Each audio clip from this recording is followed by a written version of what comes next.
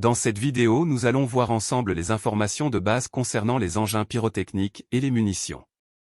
Ces informations sont non exhaustives et ne remplacent en aucun cas l'ensemble de nos directives de planification.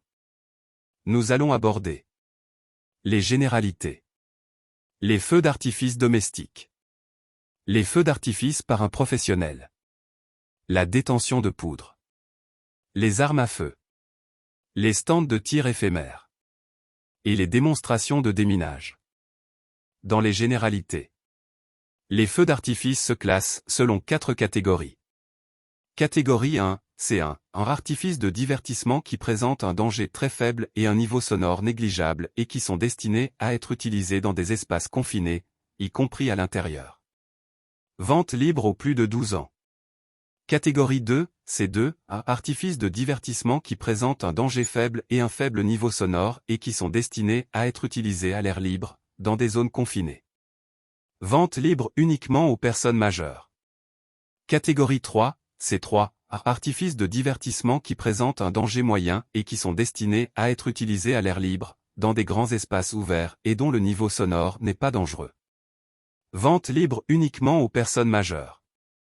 Catégorie 4, c'est artifices de divertissement qui présentent un danger élevé et qui sont destinés à être utilisés uniquement par des personnes ayant des connaissances particulières, et dont le niveau sonore n'est pas dangereux. Vente aux personnes majeures titulaires d'un certificat de qualification et démontrant la reconnaissance des connaissances particulières. Pour les feux d'artifice domestiques, la personne, à qui une autorisation est donnée pour l'usage de feux d'artifice domestiques, doit, lors de l'utilisation de telles pièces pyrotechniques, respecter les conditions suivantes. On ne peut en acheter que pour un maximum de 1 kg, dans un magasin autorisé. Utiliser les feux d'artifice domestiques sur un terrain ayant une superficie minimale de 30 mètres par 30 mètres dégagés, loin des bâtiments, des voitures, des arbres, des câbles électriques ou téléphoniques et des produits combustibles. Les feux d'artifice ne peuvent être tirés à proximité de broussailles ou d'arbres secs. Le terrain utilisé doit être libre de tout matériau, débris ou objet pouvant constituer un risque d'incendie. Avoir une base de lancement, enfouie, à moitié dans le sol ou dans des seaux. Cette base de lancement doit être située à une distance minimale de 15 mètres de tout bâtiment, construction ou champ. Orientation de 10 degrés, vers l'opposé des spectateurs. Ne pas utiliser si la vitesse du vent est supérieure à 20 km/h. Prévoir une source d'eau suffisante et un tuyau d'arrosage pour éteindre un début d'incendie. Tenir les spectateurs à au moins 20 mètres du site d'allumage. Ne jamais lancer ou tenir en main des feux d'artifice domestiques allumés ou sur le point de l'être. Les feux d'artifice domestiques ne doivent jamais être placés dans les vêtements. Ne pas tenter de rallumer ceux qui se sont éteints, attendre 30 minutes, puis s'en débarrasser dans un seau d'eau. Attendre 30 minutes pour ramasser les feux d'artifice domestiques utilisés ou défectueux qui doivent être plongés dans un seau d'eau pendant une période minimale de 24 heures. Pour les feux d'artifice professionnels, les tirs seront effectués par un artificier disposant d'un certificat de qualification délivré par un organisme de certification et repris sur la liste des tireurs compétents autorisés.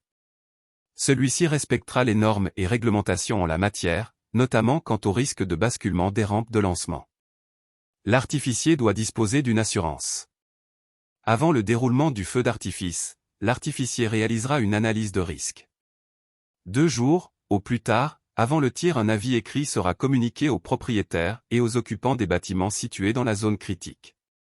La direction et la hauteur des tirs devront tenir compte de la direction du vent pour ne provoquer aucune retombée sur les bâtiments aux alentours.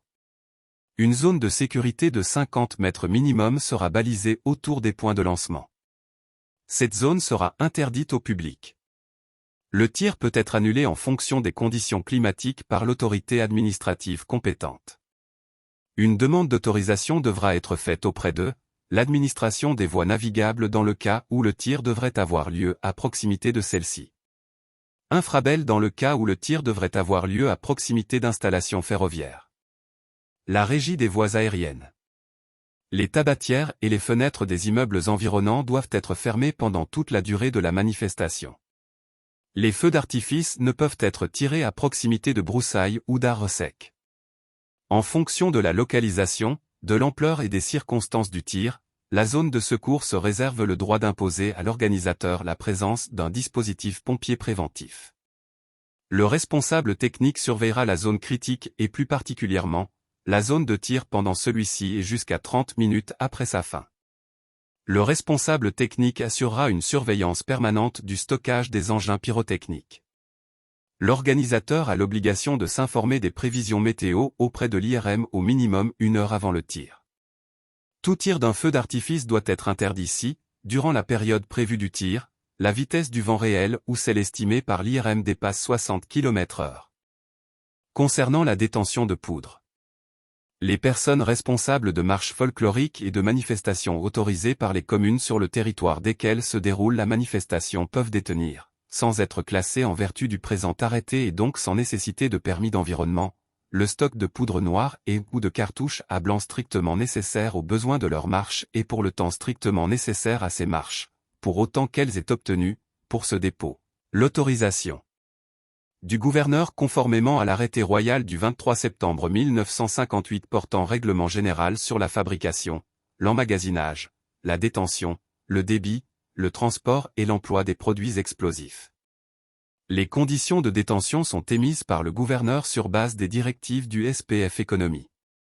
Ces dépôts doivent éviter tout risque pour le public, être soumis à une surveillance de jour et de nuit, fermés à clé et ces clés doivent rester entre les mains de la personne spécialement désignée par l'autorisation délivrée par le gouverneur pour les détenir. Seules ces personnes peuvent pénétrer dans le dépôt. AGW 2 mai 2003.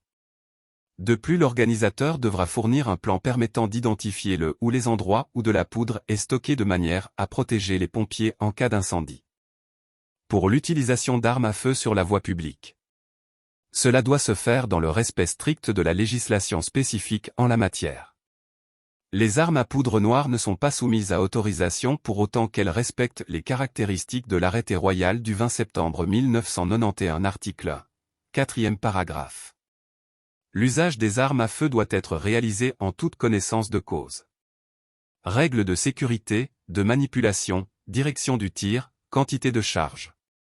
Afin de garantir la sécurité des participants et du public, il y a lieu de prévoir des stewards sécurité, non déguisés et équipés de gilets fluo qui auront pour mission de maintenir un espace suffisant entre le public et les groupes pendant les déplacements et les tirs. Pour les stands de tir éphémères. S'agissant d'une matière spécifique, se référer à la législation relative aux stands de tir et à la réglementation sur les armes. Pour les démonstrations de déminage. S'agissant d'une matière spécifique relevant de la compétence du CEDI, il y a lieu de prendre contact avec leur service si ce n'est déjà fait en vue d'obtenir leur directive.